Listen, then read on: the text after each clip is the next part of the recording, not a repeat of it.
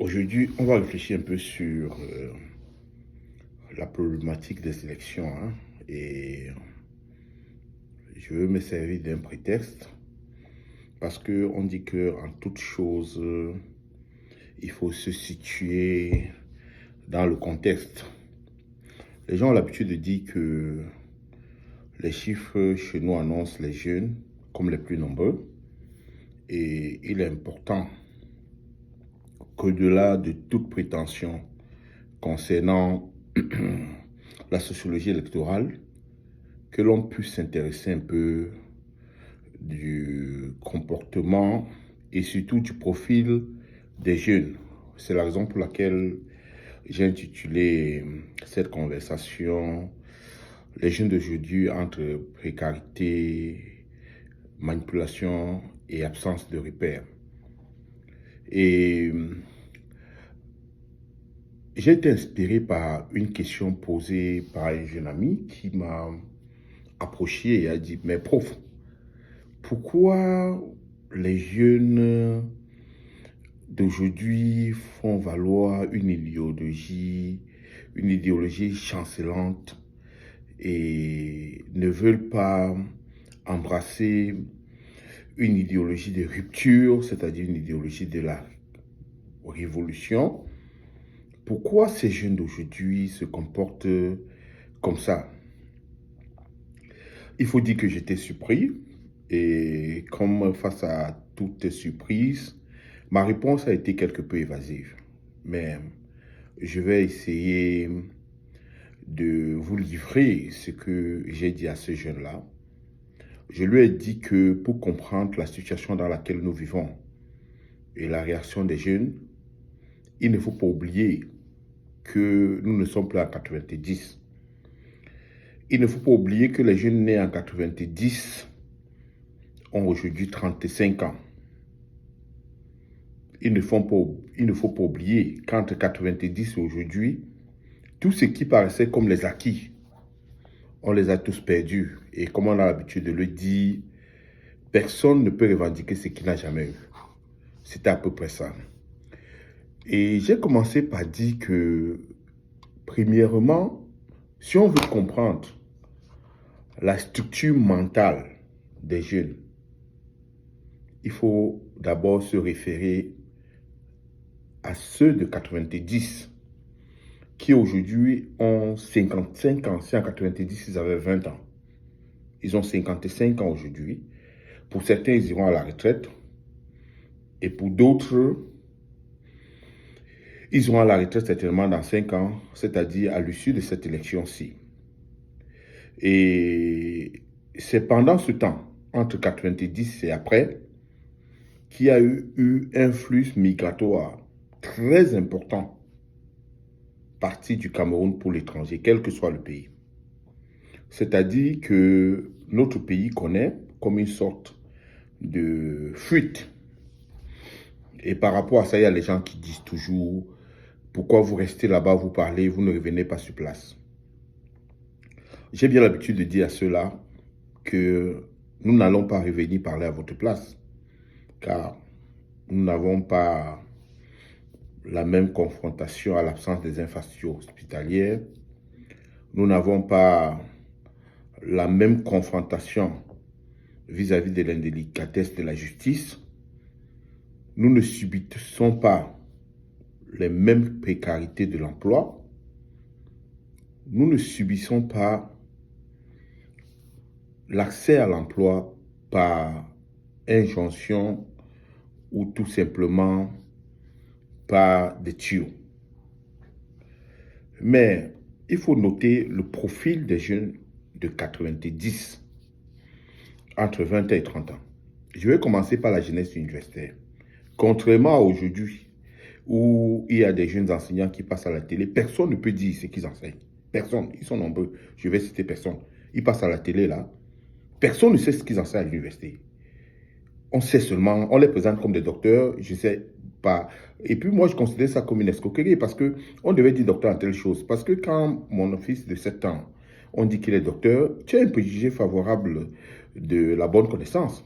Or, si tu as un doctorat en port de la casquette lors des matchs de basketball, Tu dois parler du port de la casquette lors d'un match de basketball. Tu ne parles pas des causes de la pluie, tu ne parles pas des causes des maladies, tu ne parles pas de la déflagration sociale. Donc, les jeunes universitaires de 90, c'était pour la plupart des références, chacun dans son domaine. Ceux qui étaient les plus connus pour les avoir sur un plateau, ce n'était pas pour venir discuter avec le tout venant, c'était pour venir diffuser la science. C'était pour venir partager un certain nombre de choses dont seuls eux avaient le pouvoir. Il y avait ces jeunes universitaires-là très fiers d'eux, et parce qu'ils étaient fiers d'eux, ils refusaient de se compromettre. Ils ne pouvaient pas être à la remorque de quelques vieux dont le seul désir est de préserver leur poste. Pas du tout. Ils ne savaient pas de faire valoir. Une fois qu'on a fini avec ces jeunes universitaires, il faut noter les jeunes de la société civile. Je ne sais pas quel âge Maître Charles Chung avait à l'époque, mais il représentait bien la société civile. Je ne sais pas dans quel dossier concernant les droits de l'homme, on ne l'a pas vu. Que ce soit la protection des étudiants victimes de l'atrocité du régime, que ce soit la protection des opposants, entre guillemets, victimes de la barbarie du régime, que ce soit, on le voyait partout. Et c'était ces jeunes-là. Et vous ajoutez auprès de cela, les jeunes, pour la plupart, on sortait certainement d'une dictature, mais il y avait un constat qu'il fallait faire. Pour nous qui étions encore plus jeunes, on voyait très bien comment, une fois qu'un enfant avait passé le bac, 5 ans après, quand il venait, 25 ans, il avait sa famille constituée, il avait une vie économiquement et socialement stable. C'est-à-dire qu'il prêtait une oreille attentive à ce qu'on lui disait. C'est-à-dire, on lui disait, tu vas perdre ces avantages. Tu n'auras plus la voiture de service, ton salaire va baisser. Il savait que s'il ne s'engage pas, il risque de perdre ses avantages. On avait ce type de jeunes-là que de laisser les parents prendre soin d'eux, c'est eux qui avaient pris le relais dans la famille. Ils prenaient soin des parents, ils prenaient soin des cousins, ils prenaient soin des neveux, ils prenaient soin des membres de la famille. On avait ces jeunes-là. Et dans la presse, il faut noter que les jeunes qui étaient dans la presse voulaient ressembler au patron de presse.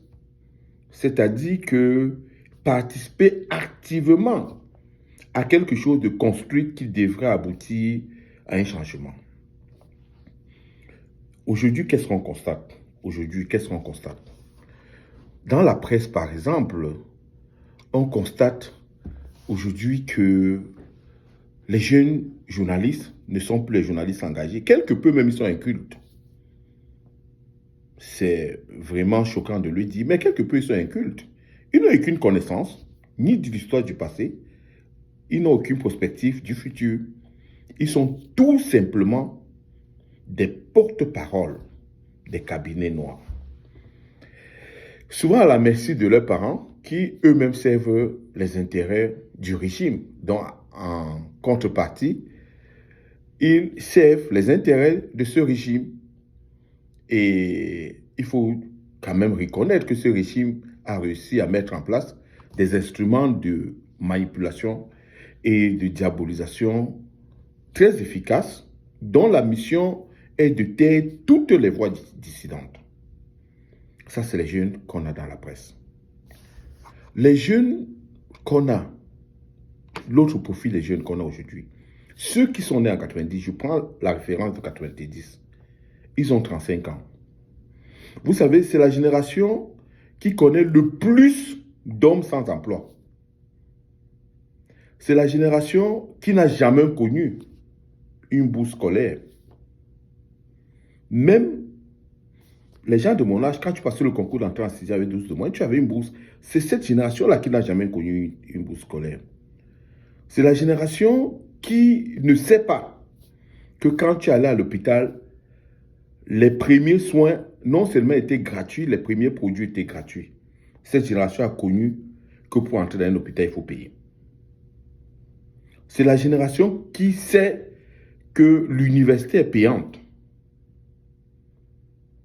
C'est la génération qui pense tout au moins que pour bénéficier de la générosité de la République, il faut appartenir à des grandes familles. C'est ces jeunes-là que nous avons aujourd'hui. Et leur comportement ne nous étonne pas. C'est un comportement à la remorque des lobbies financiers qui, malheureusement, les instrumentalisent pour compromettre leur avenir. Dans cet environnement-là, qu'est-ce qu'on doit faire? On doit tout simplement amener les jeunes à comprendre que se ressourcer dans l'histoire, se ressourcer auprès des gens qui ont vécu un autre Cameroun différent de celui-ci, ce serait une bonne chose. J'ai l'habitude de le dire, le seul mérite de Biya, c'est qu'il nous a rendus nostalgiques d'un dictateur. Et ces jeunes-là devraient cesser de se réfugier dans des distractions. Ils doivent avoir une vision claire de l'avenir, car un avenir sans espoir est un avenir sombre. En un mot, ils doivent apprendre à rêver. Or, ce rêve n'est possible que par les agissements différents qui doivent aboutir à un Cameroun nouveau. Et sur ce, comme j'ai l'habitude de le dire, un autre Cameroun est possible si seulement si nous agissons autrement.